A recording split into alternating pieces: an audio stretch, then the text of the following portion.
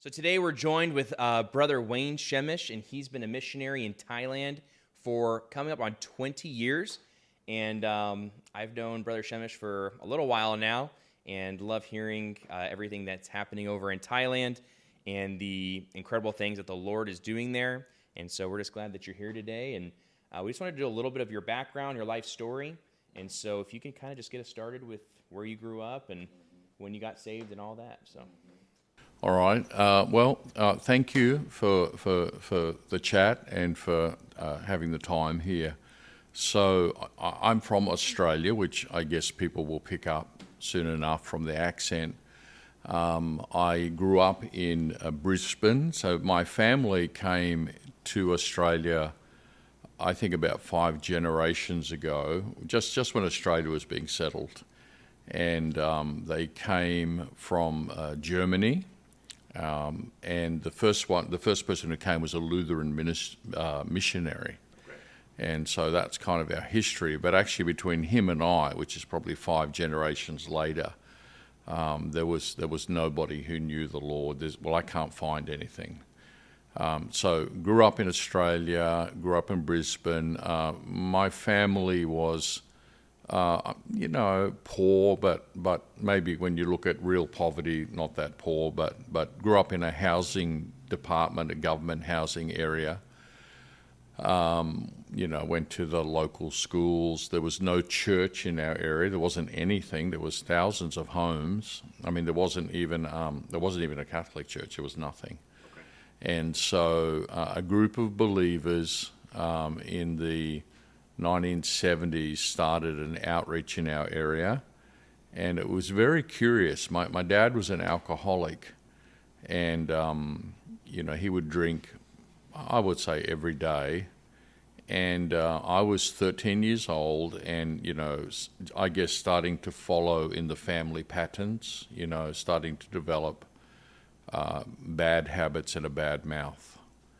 And what had happened was somebody had put something in our letterbox, which you can do in Australia, and he had picked it up, and it was like you would say a flyer, and it said that there was a youth group starting, up in an abandoned shop, I would say, a quarter of a mile from our house, and strangely, and I don't know why, and I guess I say thank God. He said to me, "You're going up there to that youth group tonight." It was a Friday night. And I said, "No, I'm not." And then, he said, "Yes, you are." So that's how I got up there. And I was one of the older kids. So, there might have been 14-year-olds, one of the older kids. And I really played havoc with those people. I look back. They would do gymnastics, and so some kid would be mid-flight, and I'd pull the mat away before he could land, and think that was hilarious. And of course, the people running that were very, I don't say they were distressed, but they weren't pleased. I think I was the kid that those leaders were making the decision: are we better putting him out, or should we keep him? Sure. I really think it was that, and. Again, by the grace of God, they didn't put me out. In fact, they loved me. And I had never experienced anything like that. And I didn't really understand what that was or who these people were. They would just call themselves Christians. And so at the end of each night, they would give probably a 15 or a 20-minute devotional. And I'd never heard anything. We never had a Bible in the house. I'd never been to Sunday school. I didn't know about the feeding of the 5,000. I didn't know anything. And so the first time I heard them speak, I went very still and just listening. But it was probably about several months, and then they finally had a youth camp, and it was up on that camp that I went to, so it would have been a Friday, Saturday, Sunday. And my behaviour was not good. And then it was Sunday morning in a little wooden building that had probably 5 stairs going up to the front of it. with the wooden floors and wooden pews, and probably would have seated maybe 70 people in total.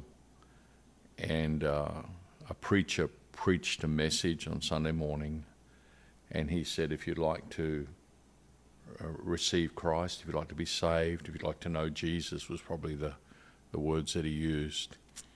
And people stood up, and he said to come forward. And I felt a battle going on within that maybe a lot of people could relate to. And I didn't understand the forces that were at work. I didn't understand what was happening, but I knew what I was feeling. So I stepped into the aisle, but I turned to walk out. And I got to the back door, and I got to the second step on the way out, and I stopped. And by this time, the invitation was almost over, and I stopped. And one of the leaders said to me, I guess they discerned something, and they said, do you want to go back in there and listen? And I said, yes. And so I walked back in the back door, I walked up the front, and I sat on a pew up in the very front, and that's where I prayed to be saved. And I didn't know anything. I didn't know you're supposed to change. I didn't know what was going to happen. I understand the theology of salvation now, but I did not understand it then. I didn't understand justification. I didn't understand that there was a Holy Spirit and that he'd come into me, when I got, so I didn't understand any of that. But what happened was very, very real. And then I changed. I just started to change. And I didn't know why I was changing. My mouth, the words I used changed. My actions changed. And I wanted more. And so at the conclusion of the camp, there was another boy there, and he was a year older than me, and he had not prayed for salvation. But I heard some of the people there saying, so would you like to come to church? Because we'd never been to the church, we're going to be the youth group. Would you like to come to church? And he was going, no, I'm really busy. And I was thinking, ask me. I'd like to go to church. Why doesn't someone ask me? And I waited, and they asked someone else, and I thought, and I just said, I'll go. If I could go, I'd go. And they kind of looked at me. And then they said, okay, well, we could come and pick you up for church. And that was the beginning. And it was wonderful. I mean, it was, I'm not going to take too much time, but it was just, I'd never read a Bible, so they gave me one. And I wanted to read it. And so they said, start here in John. And so I put a marker in because I didn't know what John was. And I remember being at school and watching the clock. I rode my bike to school, watching the clock, thinking, come on, I just want to get out of here and get home and get to that Bible. And so, the bell rang, ding, and I ran out to the bike and pedaled my way home, dropped the bike in the front yard, ran into the house, ran into my room, laid down on the bed, opened the Bible and began to read. And I was just, I was overwhelmed at what I was reading. Because, you understand that, you're reading about Lazarus, but imagine if you don't know what's coming. Sure. Right? Now, it's hard to do that now because you do know, and you've heard it 100 times. So if someone started reading that, you already know where this is going and what's going to happen. Okay, but imagine reading it and you don't know. And so all you see is, his friend died. Oh, that's sad. And you don't know what's going to happen. And then you're following, and you get to, he's standing at the grave, and you're thinking, what is this? Right? And then it all unfolds. And I was just like, and I remember just stopping, and I remember looking up to the ceiling and thinking,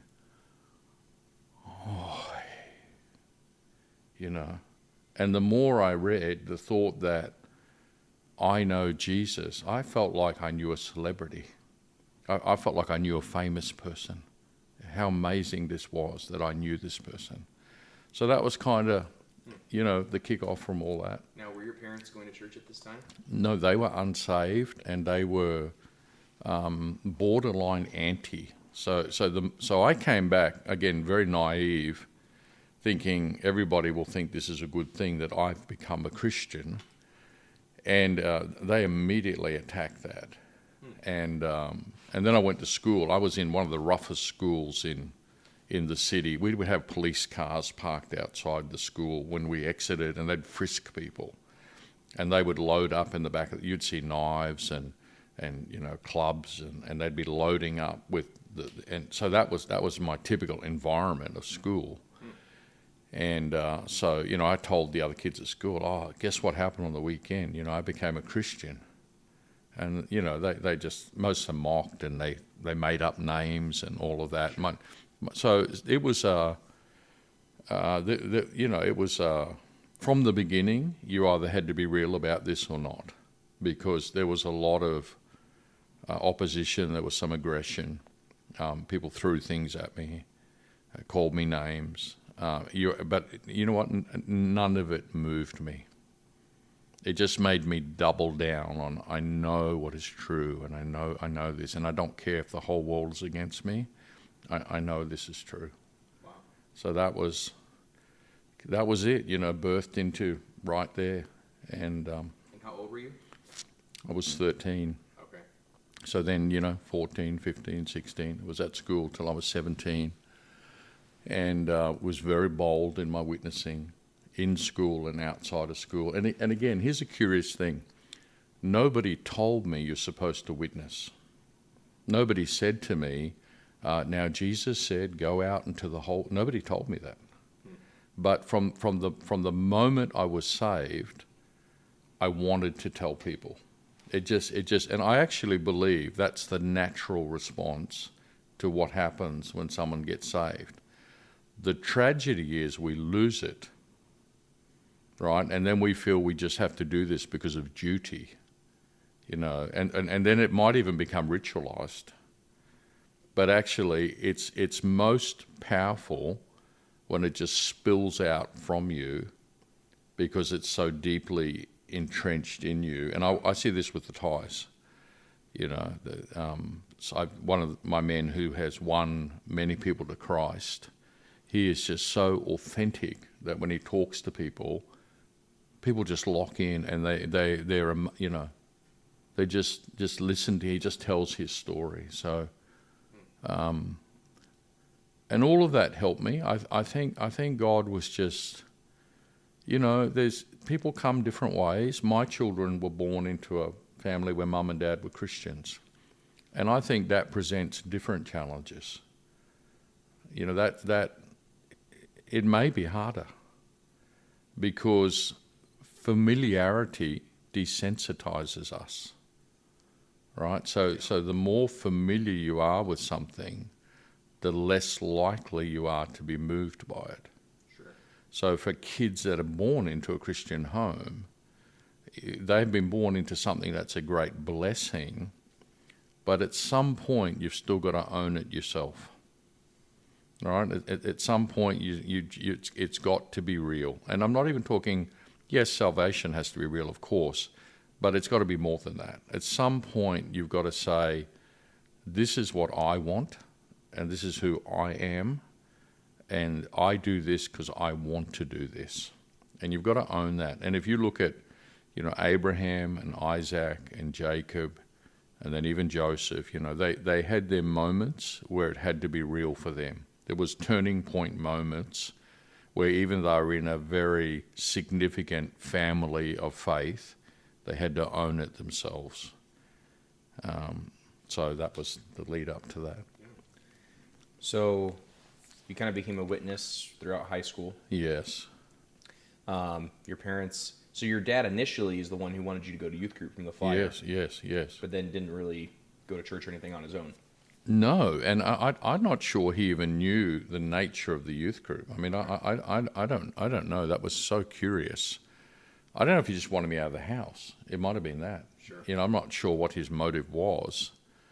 As far as I know, he died lost. Now, my mum got saved, and I believe my mum's in heaven.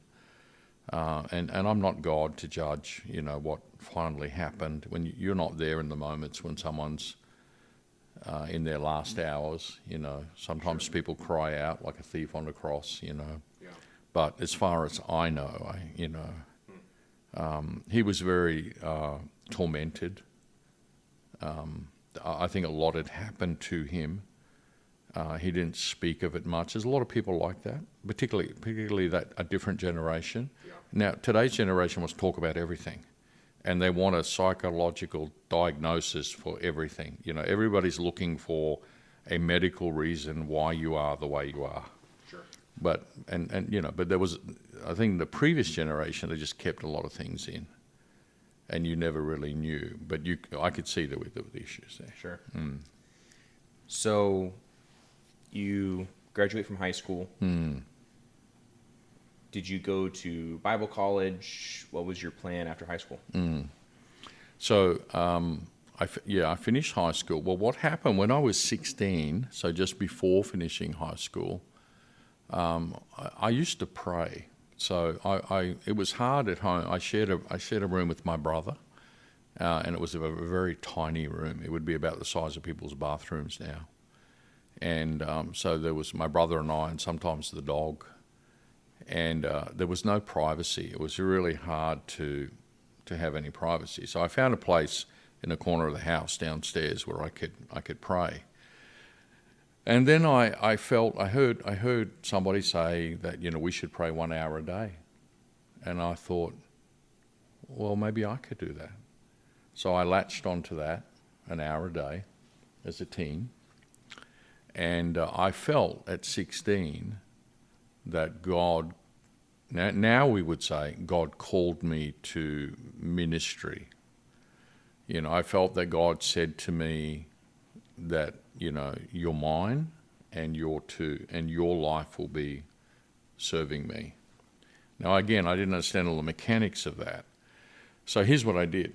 I rang up the man, because who are you going to tell? So I rang up the man. I walked up to the local phone box, because we didn't have mobile phones, and I put the coin in, and I dialed with his number, and I wanted to tell him that I was praying, and God, I felt God tell me that he wanted me to be in the ministry.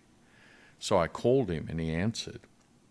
And I told him the story that I was praying, and I felt like that. I was 16 then, that God called me to the ministry. And I stopped telling it, and I heard him laughing at the other end of the phone. So he's laughing. And I'm listening, my ears, I'm listening. And he goes, well, Wayne, pride is a wicked thing, isn't it? And I'm going, yes. He said, we all want to be the man up front, don't we? And I said, oh. And I thought, oh, is that what this is? It's pride. I didn't realize that. I thought it was God. And I said, oh. And he just said, so that was his response. Now, you think that is just the devil trying to discourage you? I don't want to say he was, I think he misdiagnosed what happened, and it definitely was discouraging.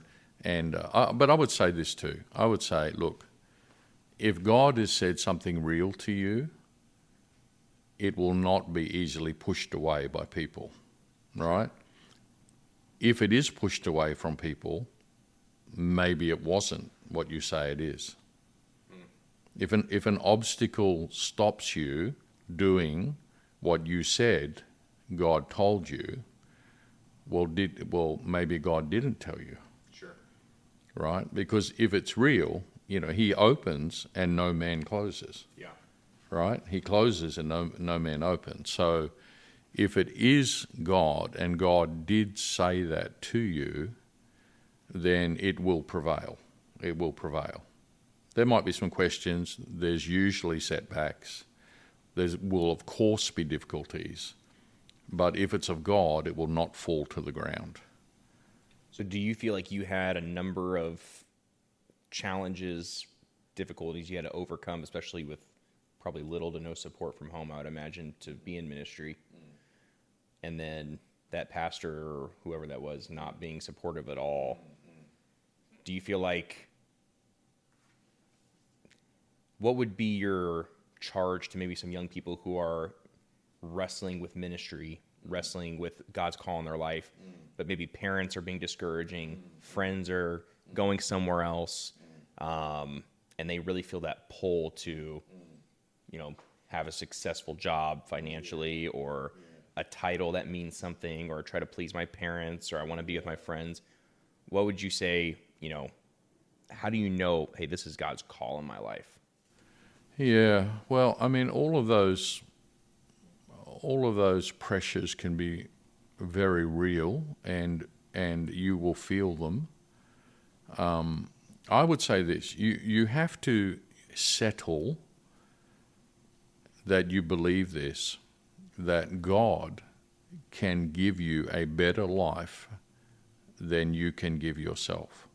Now, the question is, for only you can answer for you, but the question is, do you really believe that? Okay, because you may believe that the call of God would diminish me. I'll have less, right? And that's why you're thinking, no, better I do this, and I will get this much salary, and I will get this. Okay, so you have to ask yourself, do you really think that God can give you a better life than you can give yourself? And if you believe that, okay, and you'll have to settle that yourself, but if you believe that, then follow that pathway, and I can tell you it will be a better life, right? Now, you think you know what you want, okay, but actually God knows what you want better than you know what you want. Yes, sir. Right? You think you know you, but he actually knows you better than you know you.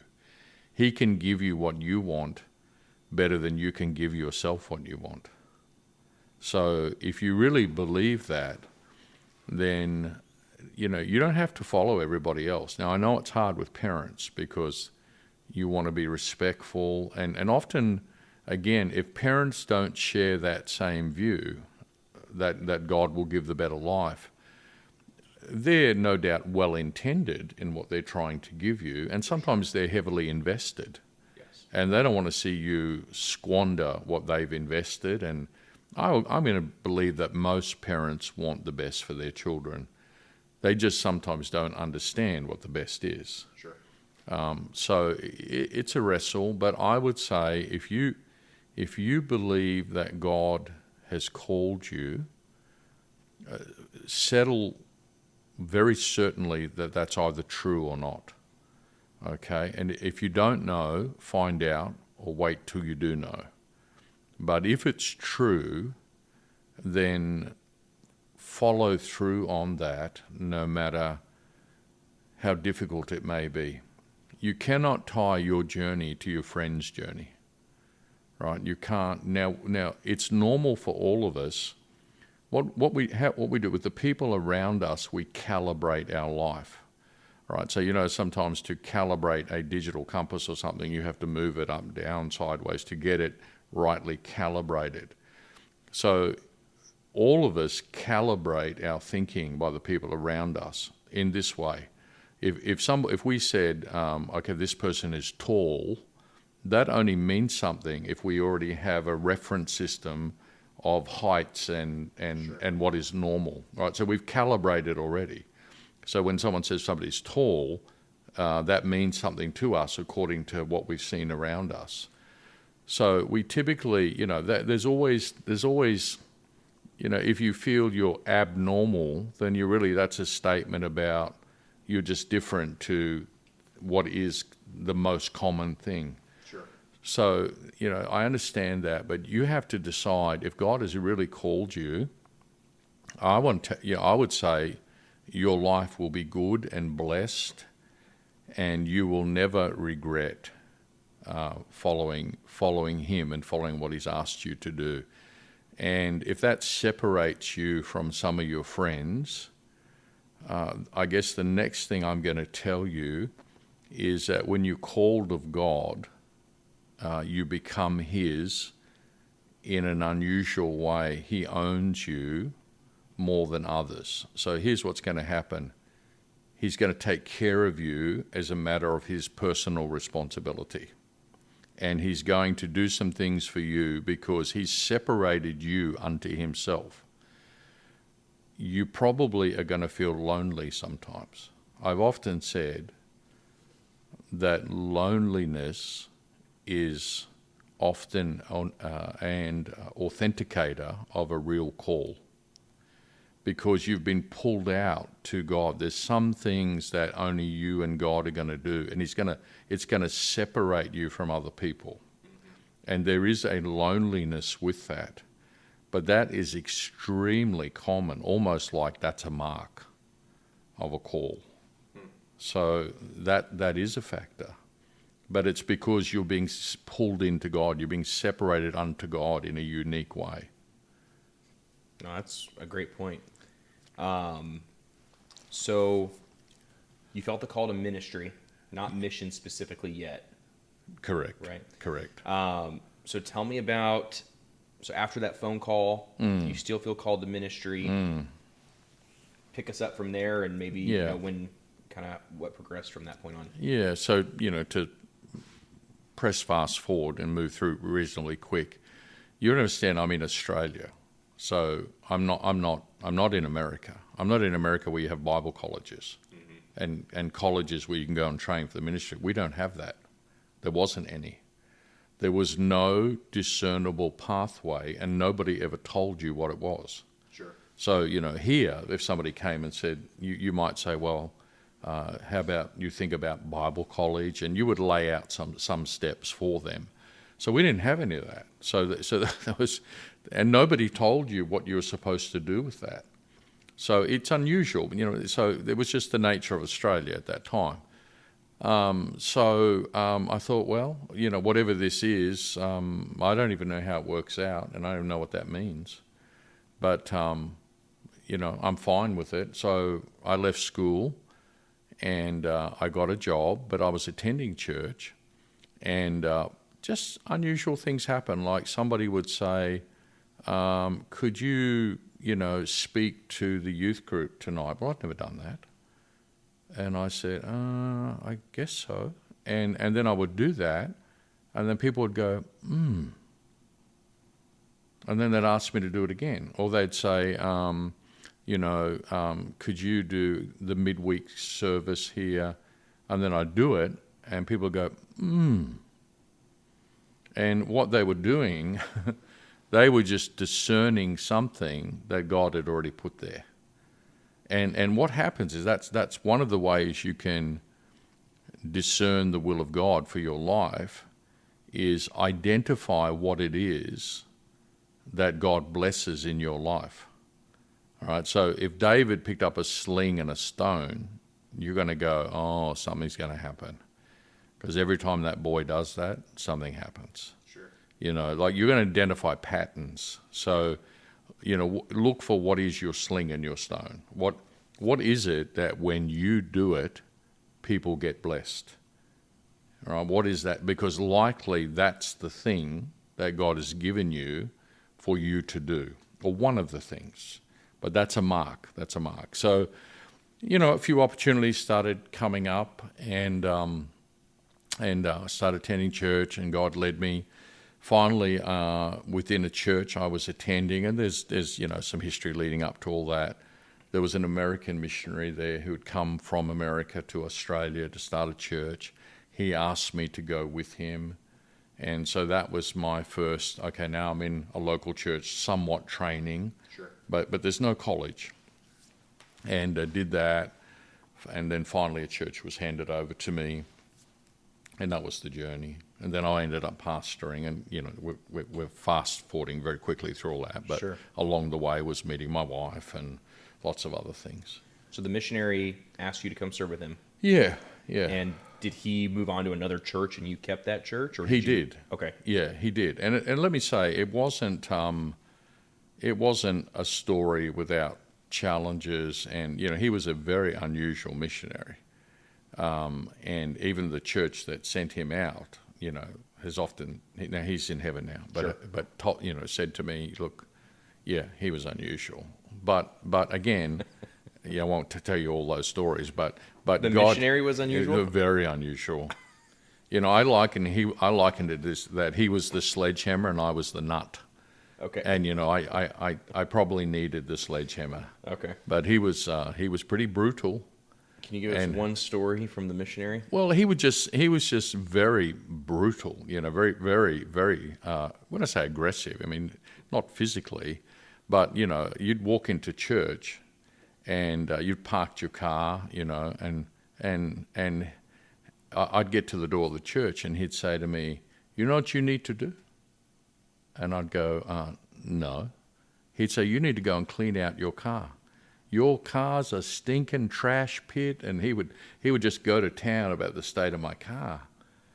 And, it was kind of true, but it was annoying to hear it, And so, okay. And I mean, just stuff like that. Sure. Just that very, very blunt and very, I often joke, he would preach every Sunday, and it didn't really matter what the text was. It was always the same message, So it didn't really matter where you started in the Bible. It all kind of went to the same place. And usually it was about gossip. He'd say there are people here stinking gossip. I remember him saying that again and again and again. It was quite a journey. But God used him to deal with some rough edges that, shape character.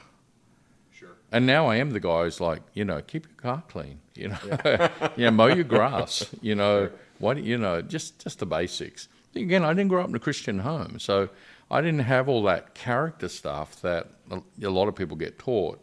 I didn't have any of that, so it was the right thing.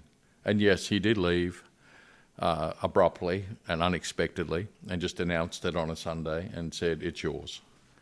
So I had probably, 15 to 18 people meeting in a schoolroom in Australia, and hello, you have a church. So that was kind of... I'm sure they were a little pleased maybe that you were taking over the reins. Yeah, well, it was an unusual journey, Okay. isn't it?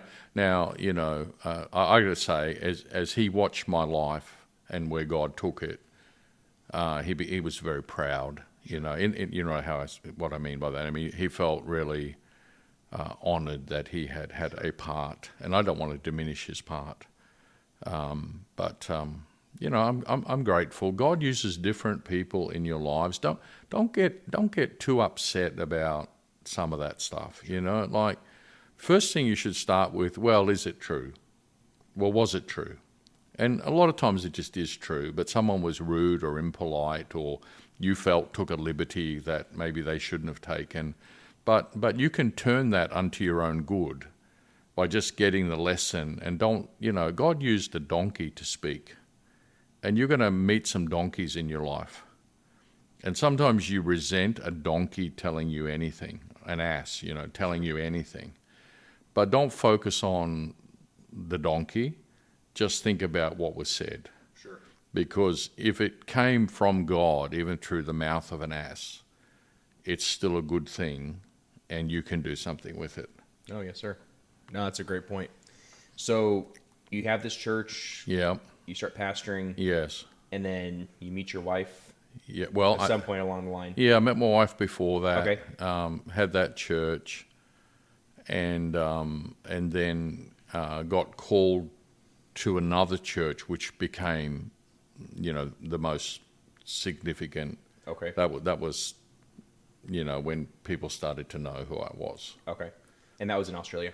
Yes, that was in Australia. So how long were you there until you got called into missions?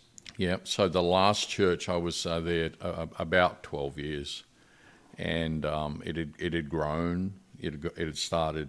It was smaller. There was some troubles there, mainly disunity. They were months behind in the mortgage payments, and God really turned up in an amazing way, and that church became, one of the largest independent Baptist churches in Australia, and I would say probably possibly the most influential. It was a place everybody came to.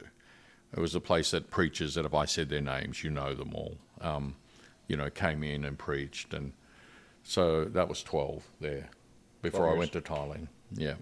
So obviously the Lord did it, but under your leadership at that church, it went from somewhat insignificant to being a pretty large church. Yes. That's a tough thing to leave sometimes. Yes. Well, yes. Good observation. So now you're the senior pastor, and you have a staff, and there's a church budget, and you're at the peak of what you're doing. So people were leaving other parts of Australia to move their family to just get into our church and to be there. That was the reach of it, and there was just a tremendous momentum. There was a great unity. I had won most of the battles, and we were just in a really good place, and it looked like it was just going to, get better and better and better. Sure. So that was. In fact, when I did leave, other preachers who are good men, but they said to me, some of them said to me, what are you doing? This is madness. Nobody walks away from what you have and goes to nothing. What is this Thailand thing? This is madness. There was a couple who were particularly supportive, and if I said their names, you would know who they were. But and again, it's understandable. And again, if people ask those questions, and that stops you from doing what you believe God has called you to do, well, then did God call you to do it? Are you stopped that easily? Is that how easily you're stopped? Does the devil just have to send somebody to you and say, you're mad, what are you doing? And you go, oh yeah, I am, and forget that, right? So if it's real, you should be able to be tested. Sure. What was the name of the church? Good Shepherd Baptist Church in Brisbane, Australia. Okay. So tell me about the call to missions. How did that come about? So I'm an Aussie, Australian Aussie, and I was very Aussie. My language, my tone. If you can hear my Australian accent now, you should have heard it before, right? I was just really very passionate for Australia. My love was Australia. I really was not interested in any other cultures. I wasn't against them. I think we had 2 Asian people in the church, and that was fine. But you just have to understand the culture of where I was at, and so I just say that to say it was very unexpected. And how the process began was as our church grew and many people were getting to know about the church and preachers were coming in and we were having larger conferences. I started getting invites from churches in Asia. So I'm in Australia. It's kind of our region. We're in the southern hemisphere, and invites are coming in, and I'm not even paying any. I'm ashamed of this. I'm not paying any serious attention to them, and they're coming in the forms of a letter. Right? We haven't got the emails yet. That's coming. It's coming a letter. So I would just, I would discard the letter. I would not pray over it, and I would not give it any serious thought, and I would just think, I don't even know who these people are, I don't know what this is, and I would just, we used to say, put it in file 13, and, that was the corner bin. That was,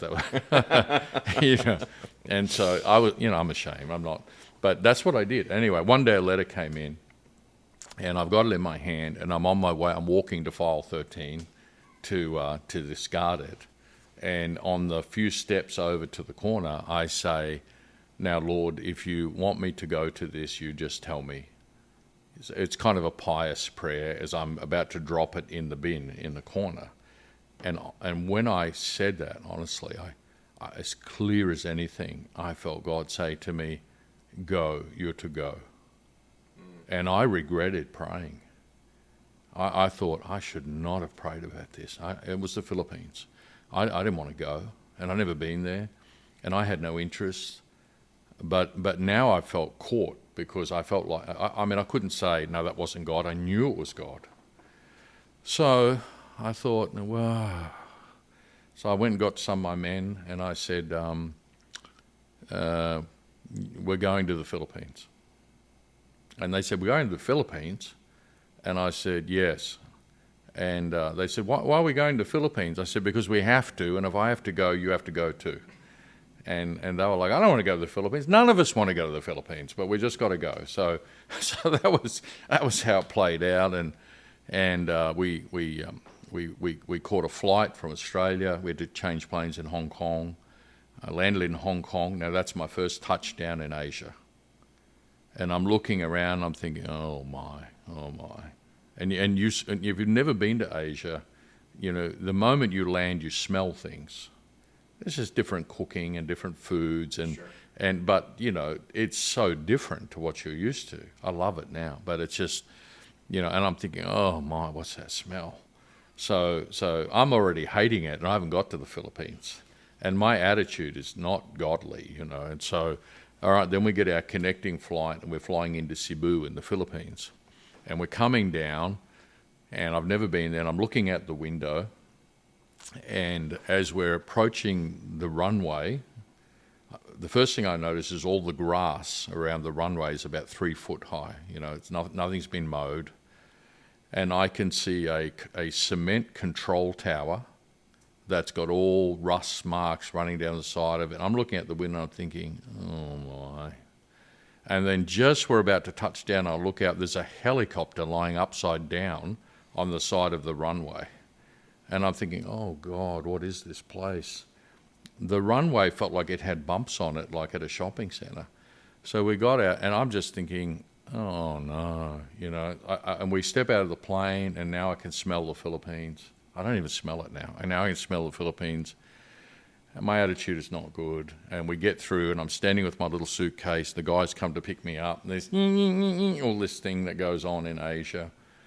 And I'm just... and so he pulls up, hello, pastor, hello, brother. And I get in the front, he's driving, and men are in the back, and he's talking, and I don't know what he's saying. And here's what happened. From the drive from the airport to the hotel, I'm looking out the window, and I'm seeing things I've never seen in my life. And I'm looking, and I'm thinking, oh my. And I'm seeing people who are living under tin, living, on the muddy banks of a creek, that the stench, and I'm seeing little children run around unclothed. I'm seeing old ladies sweeping the street. I'm seeing things I've never seen before. And my driver's talking, and I don't know what he's saying. And as I was looking at that, my eye affected my heart. As I'm looking at that, I tear up. And I remember saying to myself, you're wicked. You are just wicked. What a wicked attitude. And I was broken before I got to the hotel. And so we went to the meeting. We had a wonderful meeting. God moved powerfully. That affected me. And that was a moment that was the beginning of, I'd always supported missions. I'd always led a church supporting missions.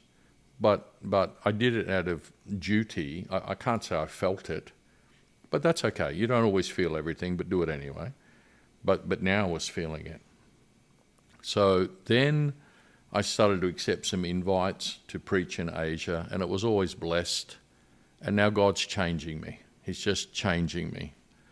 And how Thailand happened is the beginning. So I'm preaching in, I'm in Hong Kong, and I'm in the Philippines, and I'm in Cambodia, and I'm preaching in Papua New Guinea, and all of these places, I'm preaching. Well, one time I think it was a trip to Cambodia, I had to go in via Thailand. Now, I didn't have I'd never preached in Thailand, didn't know anyone in Thailand, and Thailand's 96% Buddhist, 3.5% Muslim, about.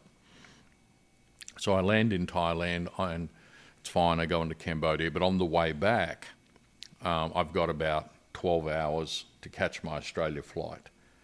So I'm in the Thai capital, and I'm thinking, well, I've got 12 hours. Starbucks, there'll be one somewhere. Let's get a coffee. So I go to a Starbucks. I'm sitting there. There's Thais. We're in Thailand. And I'm looking out the window, just kind of looking. And I'm not thinking anything about Thailand. It has not entered my mind. I'm just transiting. I'm on my way back home. I'm looking at the window. Something happened, and I'm watching it. And I heard a voice say to me, "Oh, do you know what happened outside there?" They spoke English. And I turned and I said, "No, what was that?" And he told me. And so now I've got a discussion with a Thai who can speak English. So then I say, "So you're Thai?" "Yes." And I start asking, "You Buddhist?" "Yes." And I say, "Where do you work and what do you do? And tell me about the temple, and do you go?" And so the guy's dressed in a shirt and tie, and he says to me, so he talks to me about 30 minutes. Now this is the beginning of my eyes are starting to see things now, not in a tourist way, but in a deeper way. And so he says, "I've got to get back to work." He said, "But I finish work at 6:00 tonight." He said, "If you want, I'll meet you back here and I'll walk you around and I'll show you, and I'll walk you to the town, I'll explain everything to you if you're interested." And I said, "Okay, let's do that." Well, I was supposed to fly. So I rang my office and I said, "Listen, get me a hotel somewhere for a night and change my flight." You could do that then. Change my flight till tomorrow. I'm going to stay a night here and I'll come back in the morning. And they said, "Sure, Pastor." And they worked all that out. So from there, now I'm starting to see some things, and, to speed it all up, then when I would come back, I would stop over to see this person and spend a day in Thailand. Well, he had a friend called Joe, and his friend Joe couldn't speak any English. So we were out eating one day, and he says to me, "This is my friend Joe." And I say, "Hello, Joe." And he says, he doesn't understand English. And I said, "Oh, well, can you tell him, 'Hello, Joe'?" And so I would speak, and then he would speak in Thai, and then Joe would speak in Thai, and he would tell me the English. And I'd say, "How old is Joe?" And then he would ask him, and Joe would answer, and that's how that went. So that's how I met Joe, and so now stuff's starting to happen. So how did you get called to Thailand? So the answer is progressively. All right. A lot of times the will of God already knows what it is, but he shows you progressively. All right. So imagine that, it's as clear what he wants you to do, but it's behind two curtains that he's going to start to pull back slowly. And he's going to start to show you pieces, and he's going to affirm it progressively. Right, and often, and I would take you to 1 Samuel 9 when Saul met his Samuel. That there was a progressive nature. So there was a progressive working of God in my heart, and I'm starting to go up there more. And then I took my wife up there. I said, "Come and have a look." Again, not thinking. Now my people are saying, "Oh, we can see it. We know what's going to happen. You're going to Thailand." And I said, "No, I'm not. I'm not going anywhere." "Yes, it's going to happen. I know it's going to happen." And everybody else was identifying this really before. I guess I should have seen it, but I wasn't thinking that. And then it just sort of came step by step by step. Finally, I discerned this seems to be, I just felt God telling me that he wanted me to go. But again, I was very careful with that. I didn't respond quickly because I have watched people make emotional decisions based on a feeling, a moment, and it was, scripturally we'd say it was soulish, but not spiritual. So it wasn't flesh, but it wasn't God. Right? And there's you have to discern that. That's the hardest one to discern. It's easier to discern flesh and spirit, but soul and spirit is harder. Right? So the men of old would talk about things being soulish. We don't use that word much anymore, but what it means is, it's more mental, emotional rather than spiritual. Now, those things are not exclusive, Sure, but you've got to be careful. So kind of progressively, and then you tell your church that you're going to Thailand? Yeah, and there's audible weeping breaks out across the auditorium. There's gasps, there's crying. We were never planning to go. We loved those people, and they loved us, but God had given me a man, Sure, that I've been training, and so he was right and ready, and he ended up becoming the next pastor and did well. So yeah, that was. I remember the last night. You preach your final Sunday night service, you're shipping out on Monday morning, and just a queue of hundreds of people standing in line, and they're crying and they're hugging us. And nobody's saying don't go, but everybody wishes it wasn't happening. sure. It was that. So yeah, a lot of feelings. How many people would have been in the church when you left? No, I think we'd had like big moments of maybe 500, but for Australia, that's probably like thousands equivalent to what you'd have over here. Most independent Baptist churches in Australia were probably running 50 people. No one had really broken much out of that. There was a couple that were more than that, but it was just for Australia. So when you left to Thailand, did you have no kids yet? Had all the kids. Oh, they were all okay. Yeah. So you're moving your whole family there. Well, 2 of the kids are teens. Okay. And Curtis, my youngest, was just a little boy, so he's like 6. Okay. So Curtis is going. I discussed with the other 2, what do you want to do? They were in their latter years of schooling. I said, do you want to come to Thailand with us, or do you want to finish out the schooling here and you stay in the home and you stay at the church and you stay at the school? What do you want to do? So they opted to stay. My son ended up coming up, and back and up a couple of times, but they opted to stay. That was hard. That was very hard. So you're not only leaving your church, you're leaving. Yeah, and I've often agonized, was that the right thing to do? Because my oldest son particularly, I think he's settled it a bit now, but particularly wrestled with that. And I would say, and he wrestled with it because he didn't want to come, but he didn't want us to go. Sure. And he just was in a, and I think, should I have just made him go? Should I have just said, I ended up flying back and getting him, bringing him up, but then he asked me, could he go back? And he just hated it. And so it was hard. And I don't know, was it, I don't know. I wonder, should I have waited a couple more years? But then you're going to stand all the people I met who are now foundational in our ministry, all would not have even been when I arrived. It was that the timing was that precise. Wow. They wouldn't have even been, I would never have met them. Wow. Yeah. So start us off in Thailand and Joe and... Yeah. So, arrive in Thailand, never went on deputation, have our home church helping us and one other.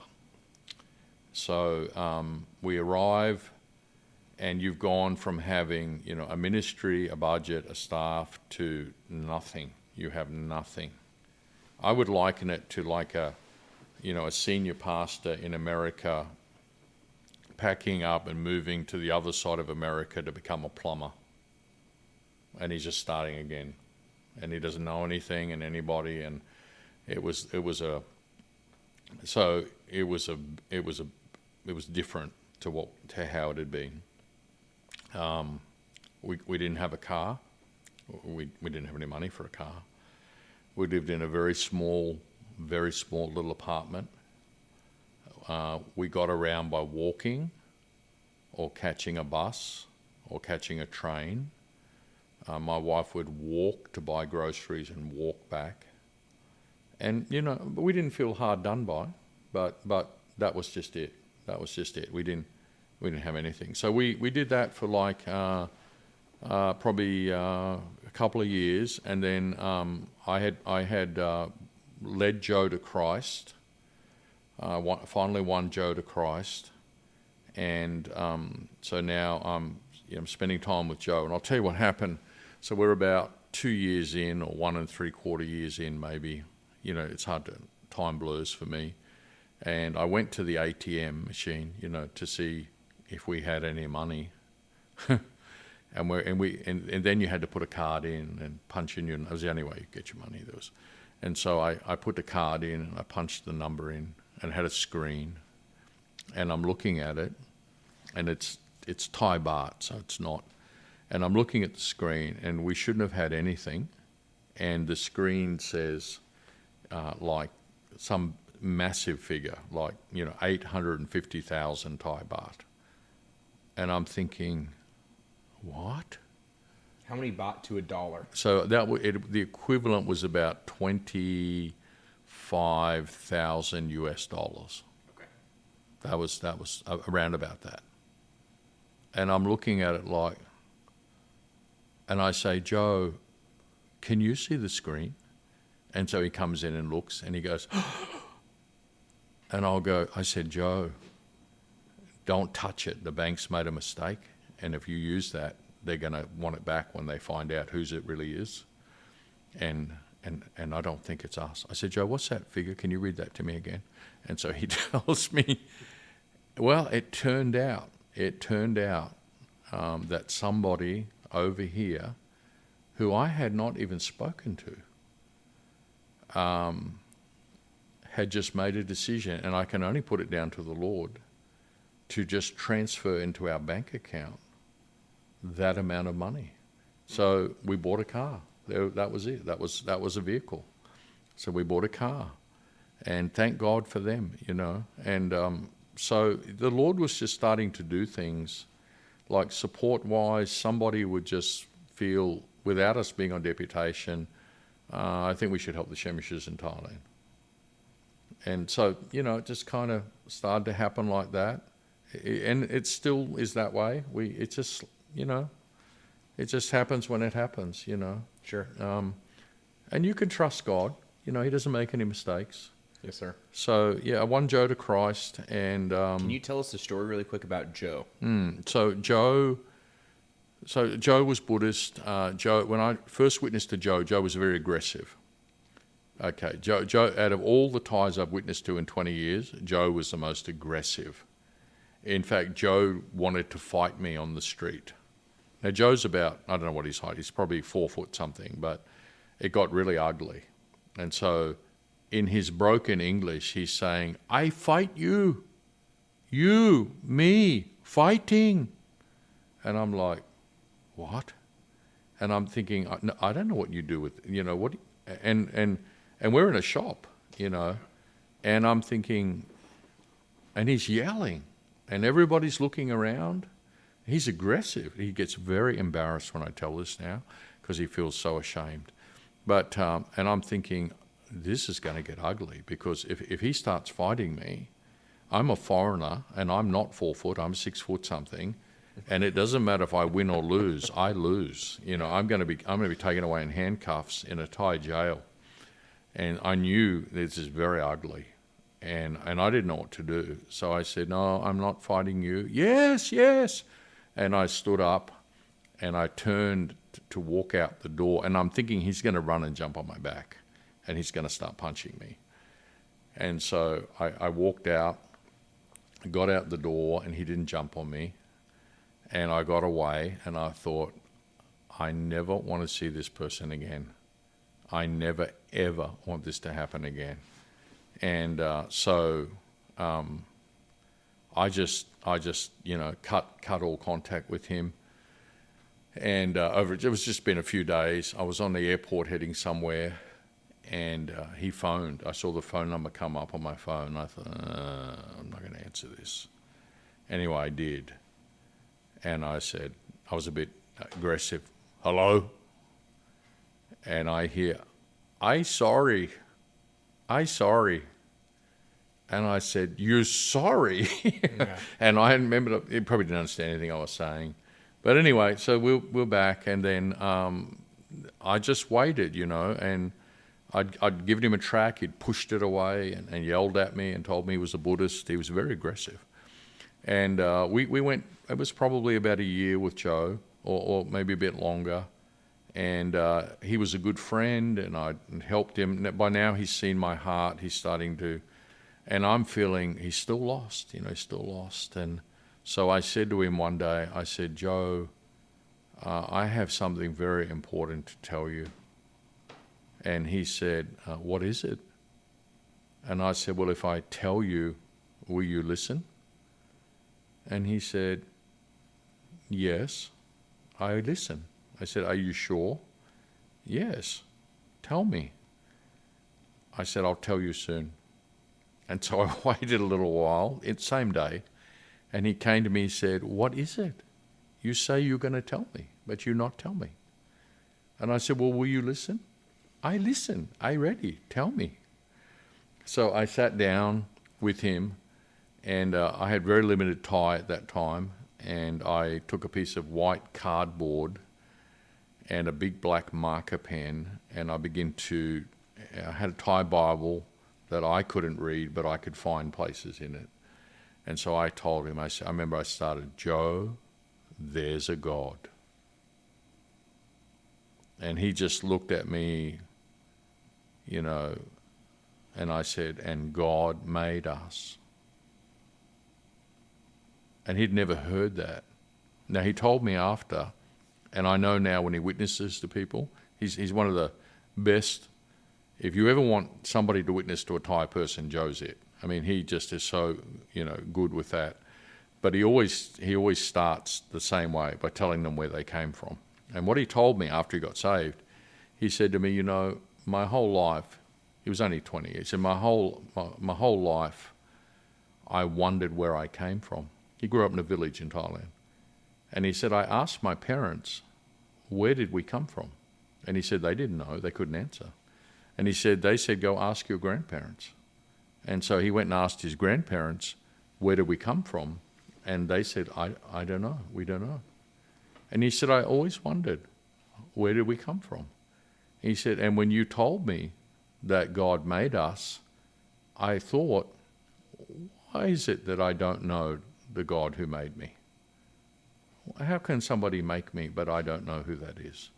So that was kind of a hook for him. So I laid out the gospel. I finished, took about 30 minutes, and now you've got this giant piece of white cardboard with stickmen figures and snakes wrapped around trees and the cross and what Jesus did, and it's all there. And I said, Joe, so that's it. That's what I wanted to tell you. And he's sitting there really moved, and he says, well, what can I do? And I said, what do you mean, what can you do? And he said, well, what can I do about all this? Like, can I become a Christian? And I said, well, you could if you really wanted to, but don't do it for me. I loved him too much to want a false profession. That damages people. Yeah. That really damages them. Because they think they are and they're not. And you walk away and say, I led 7 today to Jesus, like a notch in a gun. If it's real, it's wonderful, but you need to be careful, particularly in the third world. I said, you can, but you need to do it for you. I said, just take some moment to think about it, let me know. So we're in the same room, and I go to my desk, and I'm working, and about 20 minutes, he says, okay, I'm ready. I said, okay. So that's how he got saved. And then now his mother and father are Buddhist. He doesn't want them to know. He's scared that he's going to be cut off from the family, which a lot are. He goes back to the village. Now we're, 2 weeks after salvation or something, or days. He goes back to the village. He rides a bus. It takes 12 hours, on a rickety bus to get back to the village. He arrives home at the village, and his mother and father say, the whole village today is going out to the spirit lady. So every village has like a medium, and all the people will gather around her or him. And the medium says, people say the spirits come into her, and it's demonic is what it is. Spirits come into her, and then she will speak things. And they will ask her for advice or what to do about a health thing. And it's kind of like the whole village assembles. And they do this regularly. So everybody knows everybody. It's a few hundred people.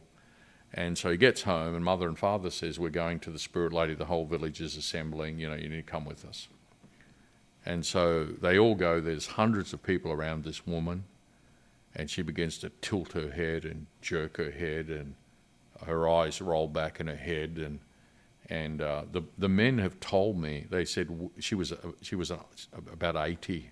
They said, we have seen her run that a teenage boys couldn't catch her.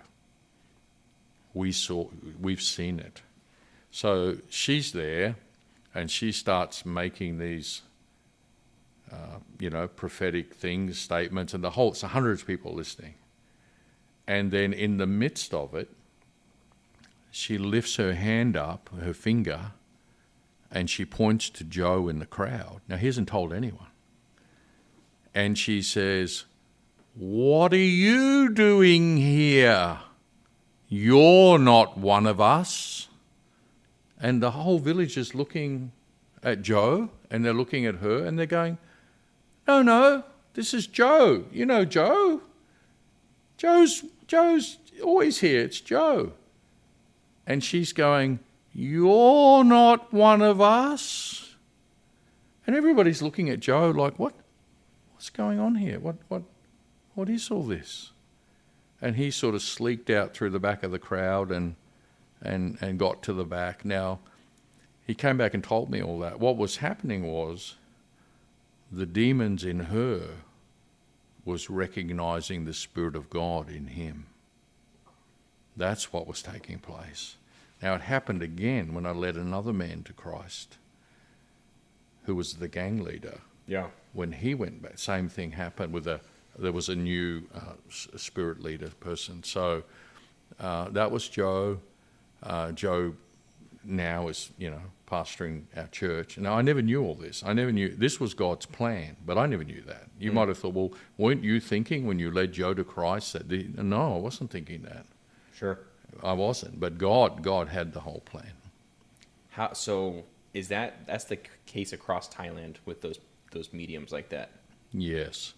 So, in Daniel, it talks about like the prince of Persia and the prince of Grecia. That's talking about entities, like spiritual entities.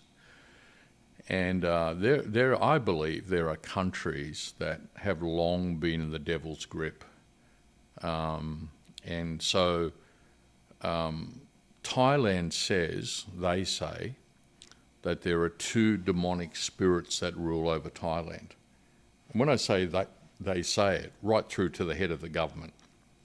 In fact, I've seen the government on TV saying to Thais, I warn you about your behaviour, because there are two spirits, and they have names for them, and they have statues of them, that rule over Thailand.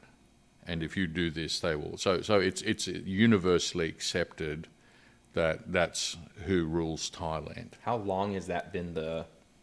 hundreds of years at least, maybe more than 1,000, but it goes back a long way. So there's a lot of curious things happen up there. So once a year, there's a large river, very large, that separates Thailand from Laos.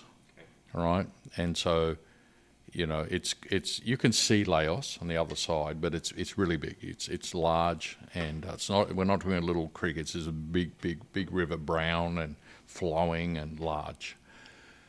And so once a year, they say that there is a serpent that lives under that river, and once a year he spits up fireballs that come up out of the river. And you can see it if you go there at this certain time. All right, so they call it the Naga, Naga. You can Google it, you can look it up, the Naga fireballs. So people have never been able to explain it. So there's pictures on the internet, and I've been up there, and I'll tell you what happened when I was there. But people have never been able to explain what is this. So some people say it's got to be man-made. There must be little people under that river somewhere doing something that is doing this. But that river flows so strong and is so deep. There's no way that is true. Sure. Other people say, well, it must be like a methane coming up from rotting vegetation that's igniting. But why does it only happen like 3 days a year under certain, when they say? It defies logical understanding, Okay. except that it's spiritual. So we went up there, and there's thousands of people on the riverbank. Everybody, they're all Thais, and they're all waiting to see this event take place, see all these fireballs start coming up. They're about that round. No, people can't see us, but maybe. So you've actually seen these things? Yes. Wow. Okay. Yes, yeah, lots of people have. Wow. I would say millions. Wow. And so we go up there, and we start handing out tracts. So we've taken up thousands of tracts, and we're walking amongst all the Thais. There's thousands of Thais there, and we're giving out gospel tracts. And we hear them saying, now nothing's going to happen because they're here. Now this is not going to happen because the Christians, look at this, it's not going to happen. And sure enough, right where we were, with those thousands of people probably sitting over, 3/4 of a mile along the riverbank, thousands and thousands of people sitting there, we're giving out tracts, nothing happened there. Now, it did happen further up the river and further down, but not there. Listen, my point is this. There are things that take place there that it tells you who has ownership over that place. And it's discernible when you're there. And all of this, we have demon-possessed people just crying out in the middle of services. Like people who were rational in their village, like ladies, throw themselves, they're on the ground and they're moving and hissing like a snake.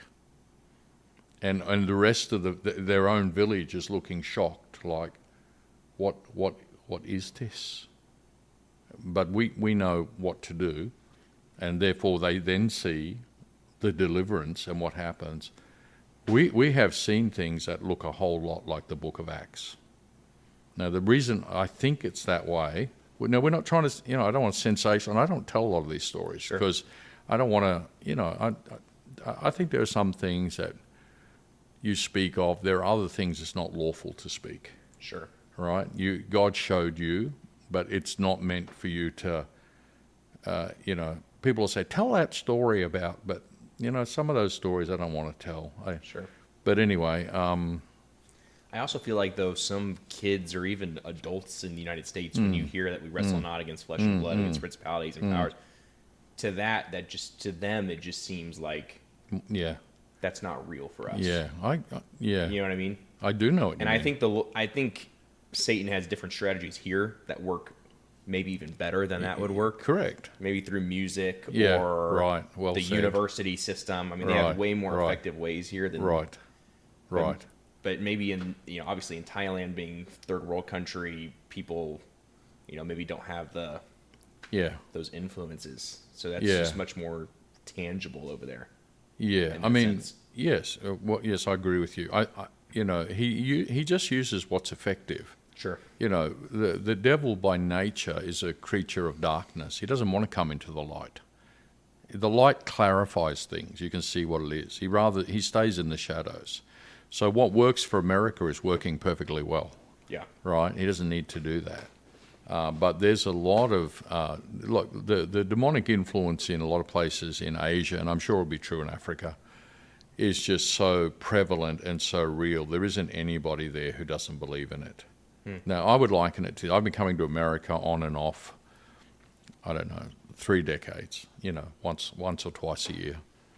Short trips in and out. But all the time I've been coming here, I've never seen a deer in the wild. D-E-E-R. Yeah. I've never seen one.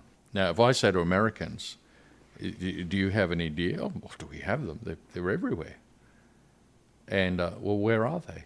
Well, they're everywhere. Well, have you ever seen one? Well, of course we've seen. We've all seen them. Well, I've never seen one. Oh, well, you've never seen them. I'm telling you, they're here. Right? So I mean, you go over there, and there's just some things we all know is there. Sure. We all know. You might come in and say, well, I've never seen that. Okay. Well, we're not going to put on a show for you. Sure. And I don't think the devil cares if you've seen it or not. But I tell you, it is there. I tell you, it's there. It's everywhere. Sure. But you rightfully said there are different strategies work in different places. Sure. Well, also makes you think about like even those things that were happening in New Jersey, where people were seeing those lights coming out of the ocean. Right. Kind of right. similar. Right. Right. And right. they didn't really know what those were either. Yeah. Yeah. Pretty fascinating. Yes. Yeah. So let's just get right back into it. So you, kind of the way I was leading you here is, you're the first maybe Christian influence, at least in that time period. How strong was like the spiritual opposition to you being there? The spiritual opposition to this day is strong and is significant. So I mean that's definitely there. God takes care of us and helps us. I think that it manifests itself in terms of what it does to the missionary in the mind. There's a mental assailing. It's hard to explain. And I'm not trying to like sensationalize it, No. but like I'm just saying, from like a legitimate. Yeah, well, it's there.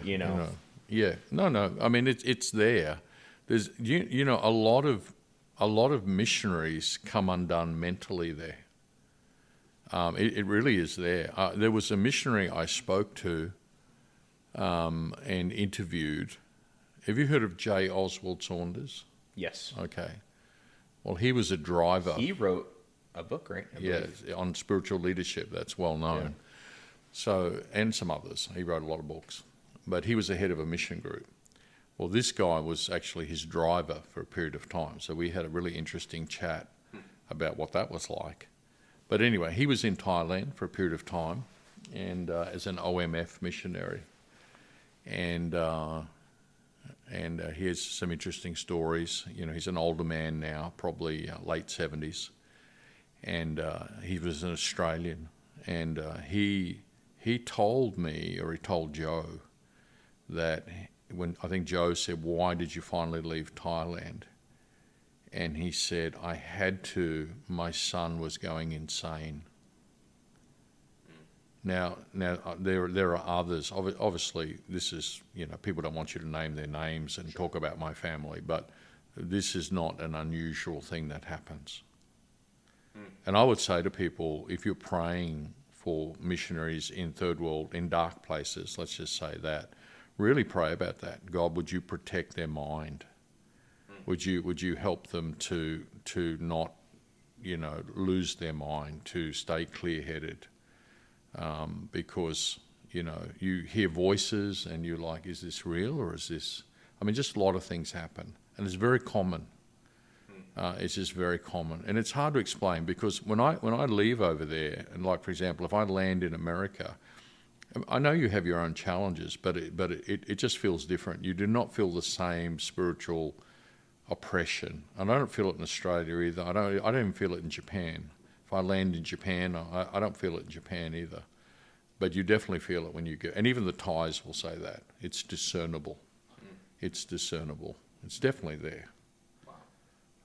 So, that's just an ever-present reality. And I guess it's a testimony to the grace and the goodness and the keeping power of God that after 20 years, we're still going and people are still getting saved and God's working. But all Thais understand this, and all Christian Thais understand this, that it just is there.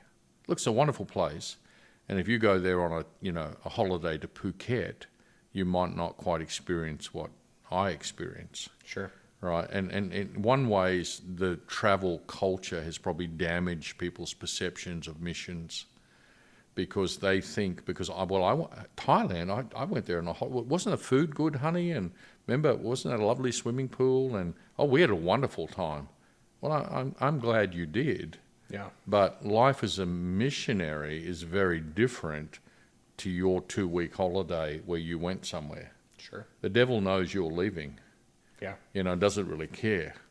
It's very different for those of us who are there and trying to achieve some things spiritually for the Lord. You enter the combat zone. Yeah. That's different. So you've been pastoring in Thailand. Tell us about maybe some of the, obviously the glory to the Lord, but like what are some of the big, maybe breakthroughs you had in Thailand, or how is the Lord's blessing even today, your ministry there? Look, there's been many things. Seeing people come to Christ and the profound change that takes place in their life and the miracles that manifest in their life is quite wonderful to see.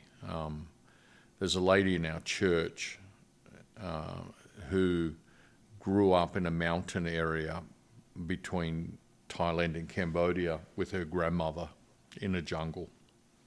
And there was her grandmother, a few others, and the dogs.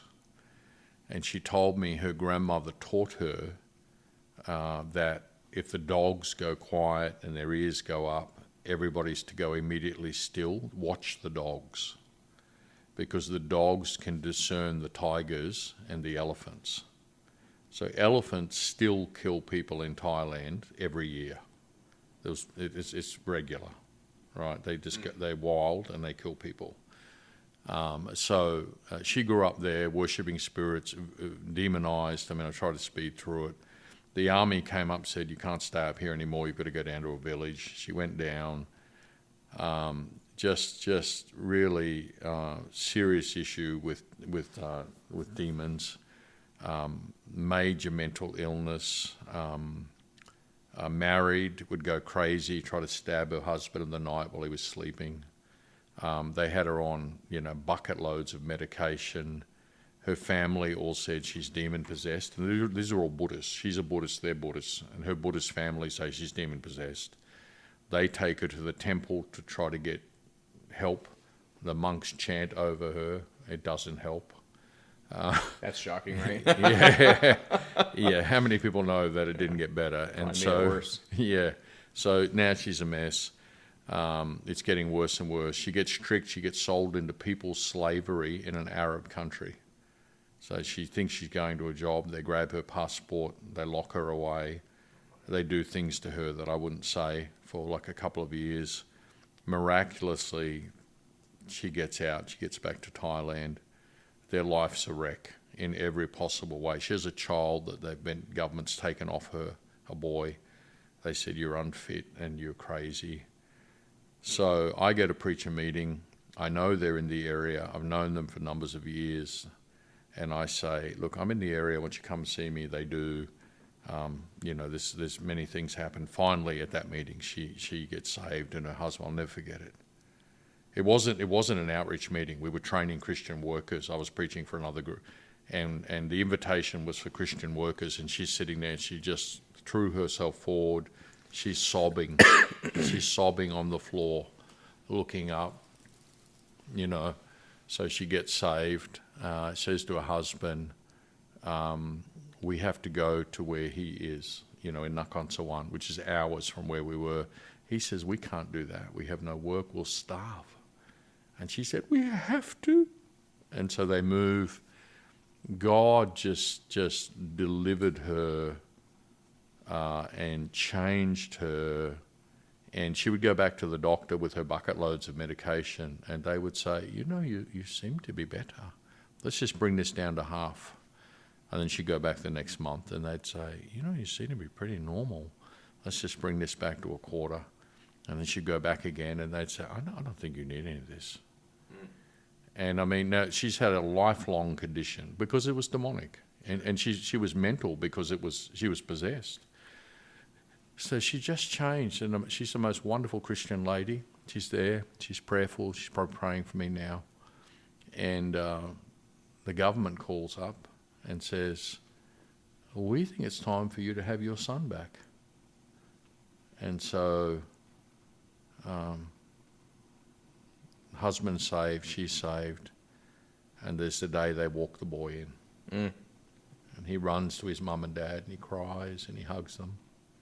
And she cries, and she hugs them. And they've been together. They both serve the Lord. They've won a lot of people to Christ. They live right near the church property. And it's just miraculous. It's just and I've seen again and again. So all of that is just very, very wonderful. And you understand, all these people are Buddhist, so they have no Christian background. They've never met anybody who was a pretend Christian. They've never encountered hypocrisy before. So everything to them, they only know one way, and that's real. So when they sing in church, in our church, everybody sings. They've never been in a church where people don't sing. They wouldn't understand. They don't know what feigned faith is. They only know what real faith is. Yeah. Nobody schooled them how to pretend. Nobody schooled them how to play the game. They never saw any of that. They've never seen that. They only know one way. And that's really good for us because we get to decide what kind of church we're going to have. Yes, and we keep it very real. So they cry, people sing the songs, and then they actually think about the words. Imagine that. And then they cry, and they look up to him, and they pray, and it's very real. And just to see all that, when I left Australia, I remember thinking, what I have experienced here in these past 12 years, I told my wife, I said, these have been the greatest years of our life. I said, honey, we will never see this again. We'll never see it again. This will never be repeated. And now, after 20 years, I walk around the property, and this, we could be here for hours about how God did all this. I walk around the church property and the buildings, and we have people who live on site. And I look at all that God has done, and I stand there at night sometimes, and I look up, and I say, you did it again. You did it again. Mm-hmm. And he did. He did it again. It's real. God is real. The power of God is real. God can do it in your life. He can do it in the life of those listening. You just have to believe. No, God is not diminished in any way. He's able to do it. It's just us. The problem is us. The problem is not him. The problem is us. We just stop believing, or we don't believe like we should. There's lots of stuff. No, that's a blessing. That's a blessing. In a moment, I want to ask you just about the future for Thailand. Yeah. When you think about, which I've heard a few of your stories. Yeah. And you have some incredible ones. When you think about the most just unbelievable situation you have found yourself in, which I've heard even since you've been here the last couple of days, you've said a few stories. If you can just think of one story that stands out above the rest about, I don't want to give anything away, but just any of the stories that maybe stand out above all the other ones about just some incredible encounter you've had, or, you mentioned the one where you got shot at, or, you said something about the snakes as well. What is one thing you're like, this is just, if you weren't there, you wouldn't believe it? I don't know what to say. Here's what happens. It becomes normal. Sure. So what other people are like, oh, wow, you're just like, yeah, I mean, you don't diminish it, but sure. It's like, well, we just live with that. I mean, that's just there, that just happens. We've been delivered from multiple occasions where things could have got really bad. Lots of, things have happened. What I've appreciated is that God is wise to the dangers even more than I. Sure. So sometimes I will get in a situation and, you really couldn't have known, or maybe you could have some of it, but but the Lord just knew. We were driving back one day, and there's just been 100 things, but we were driving back one day at night from a meeting in the country, and we saw, it was late at night, I'm saying about 10 o'clock, and we're on country roads in the east of Thailand, and we saw the tail lights of the vehicle in front sort of move, like it swerved around something and kept going. And a couple more minutes up the road, there's a motorcycle lying on the road with a woman wrapped in the car had knocked her down, is what had happened. So she's laying on the road under this bent up motorcycle, and our lights hit the road, and I say, stop. I'm with two of the men. I say, stop. There's somebody on the road. And so we stop, and I can see a pool of blood behind her head. I hope this is not too graphic. And parts of her body are twisted up into the motorcycle.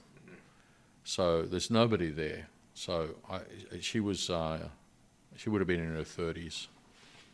So I run out, and our car lights are illuminating the road. I run out, and I get down on the road, and I try to pick up the motorcycle and get it off her.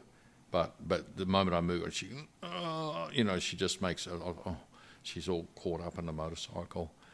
So I found her phone, and she had a little old Nokia phone, and it's covered in blood.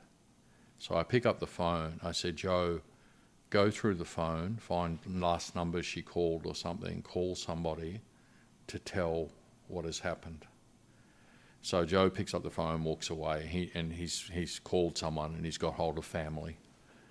And so I'm on the ground with her, and I take her hand, and she's squeezing my hand. So here's this foreigner on the ground in the road.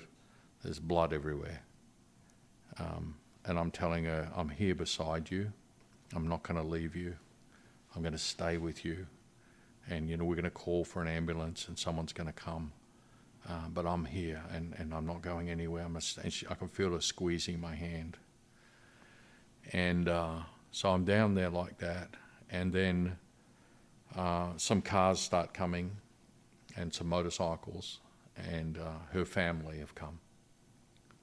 And so they pull up, and they see me on the road with her, and they start screaming and wailing. Now, this is the night. There's some people have walked up from the road. You can see their faces in the grass, like looking through, but they haven't come up to where we are. And so, I'm there, and the family's wailing, and they're throwing themselves down on the ground and on the car, but nobody's going to her. And then they say, it's the foreigner. He killed her. And, of course, it wasn't us at all. And then now a crowd's building up, and they start yelling, kill him! Kill him! The foreigner, kill him! And they're emotionally distraught, and it's getting really ugly. So I've got two men there, and they rush over to me, and they say, get back in the car, get back in the car. And I said, I can't. You want me to leave her? They said, they're going to kill you. And so I got up. I had to leave her. None of her family went to her. And they got me through the crowd into the car, and they shut the door. And people were banging on the car, kill him! And I can feel the car rocking as they're pushing the car. And anyway, we in the end, the boys got us out of there. The ambulance came. We had to go. And it was, I'm sitting in the car, I've got blood all over me. And I'm just staring, and what I'd seen was very graphic and disturbing, and, had got very dangerous very quickly. And, there wasn't much I could do, but, again, it was just one of those things where the Lord just protected us. And there's been hundreds of things like that. Here's the thing, you live life like that, and then you've just got to try and be normal, right? You just got to get up the next day and be normal. But you have stuff like that happen all the time. You can't say, I'm psychologically damaged. I can't. You cannot, you know? Yeah, it's no excuse there. Just get up, keep going. And stuff like that all the time. I'll conclude. I'll tell you a story. It happened, I guess, 2 years ago. So one of the men that I led to Christ, Dio, who I carried out of a slum, it's a long story with that, about 2 years ago, he's driving some people back from church, and he's several villages away from our church, and his car, several things happen. His car slides off the road, turns. I have pictures. So I showed you the pictures. They're very graphic. Slams into a post, and the car is just. If you look at the car, you think nobody can live through that. And so he's there, and he's slumped over the steering wheel, and he looks dead. He's near death. He told me he's praying. He told me. He said, I was praying, oh, God, please, just don't kill me. Just let me live, please. And he said he can feel he's dying. So all the villagers come running up, and they gather around. Now, in Thai culture, you don't help anyone. Right? You don't touch them, you just watch. And you call for someone to come and help. So nobody does CPR. Nobody does anything. Nobody tries to get you out. No, they just watch. They just all stand there and look like... Right? Nobody will do anything. So that's how they are. And this is normal. So they've called for help. And so the help finally arrives, the rescue people arrive. And he's like, people think he's probably dead. And so they have to start cutting the car, with hydraulic to start to get him out. And as they're pulling him out, the crowd is saying to the people rescue, there's two of them. And they're all yelling, there's two there. And the guy's going, where? And they're going, and they're all looking, it's two, we've been watching, there's two. There's him and there's the one beside him. And they're going, they're looking, and they say, there's nobody. There's nobody here. And so all the people go and start looking in the car, and they go, where did he go? Where did the other one go? Did you see where he went? And so they take him away. And, he was touch and go, but he lived. And he'd been witnessing to some people in that village. And so the people came back, and they're all saying, where did the other one go? How can that be? How can he just go? Where did he go? And there was a man he'd been witnessing to, and he said, that was Dio.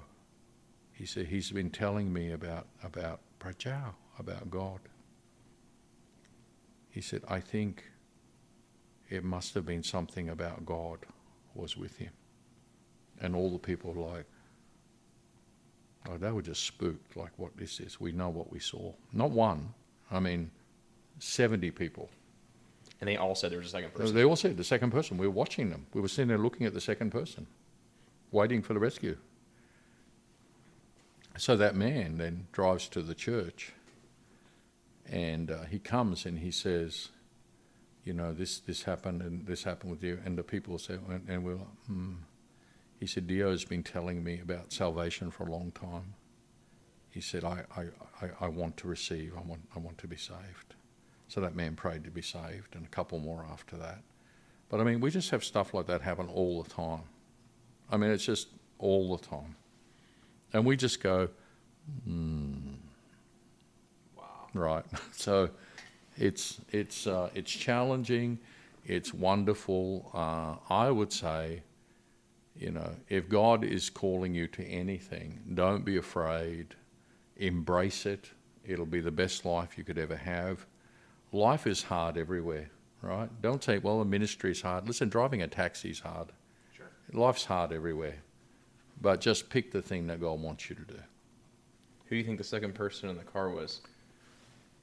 Well, I could not explain it any other way, but to suggest it probably had to be an angel. I just don't think, I don't know what else it could have been. Yeah.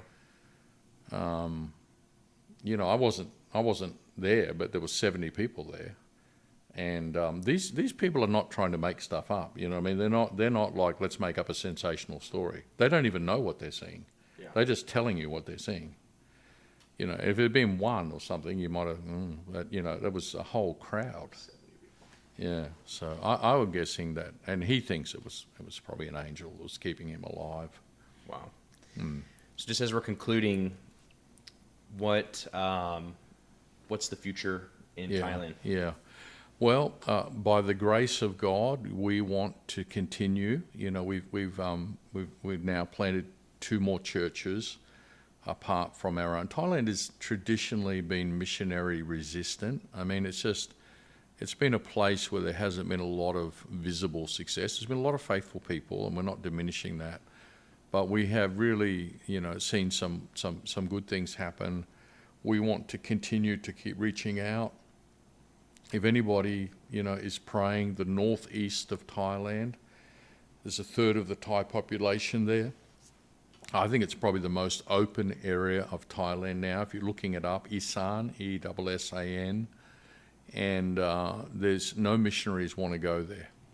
It's just. I mean, they go other places, but nobody wants to go there. Why is that? It has less facilities. You know, the nicer restaurants, the better climate is somewhere else. But that is a real area of need, and I think it's open. I think right now that would be a good place to go. All right, so there's 25 million people up there. Wow. And I think it's ripe for somebody to go. So, you know, we want to do more up there. We've planted 2 churches up there. There's another group we're working with. They are hungry for truth. Thai people are working out that what they have is not working, and they want to know. They're looking for what does work. Their families are in disarray. Drugs have ravaged the culture. You know, it's just getting hard. They want to know what does work. So the opportunity's there. There's no grander thing to do than to give your life to the winning of the lost. Yes, sir. Mm-hmm. Well, appreciate your time. Thank you for just being here and sharing your story, and just appreciate you and your faithfulness, and just we'll be praying for you. Thank you. It's good to chat. God bless you, Yes, sir. and those, you know, who may listen in. Yes, sir. Thank you so much.